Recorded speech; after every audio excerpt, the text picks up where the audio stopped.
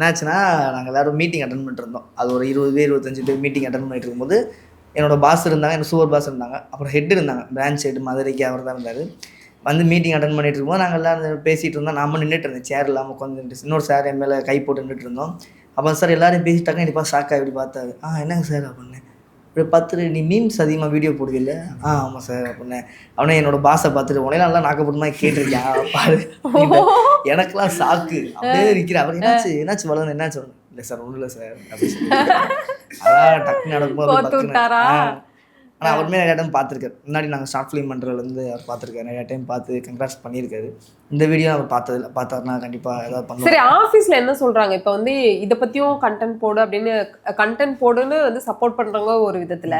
இப்போ உங்கள் பாஸ்லாம் வந்து இன்கேஸ் என்னடா இப்படிலாம் வீடியோ போட்டிருக்க அப்படின்னு அதோட பேக் ஃபயர்ல எதுவும் அந்த மாதிரிலாம் சொன்னதில்லை, அந்த மாதிரி பண்ணதில்லை. யாராவது திட்டினாங்கன்னா அவங்கள பற்றி ஒரு வீடியோ எடுத்து போட்டுருவோம். அதனால அந்த பயத்தை கிரியேட் பண்ணி விட்டீங்க. ஆமாம்.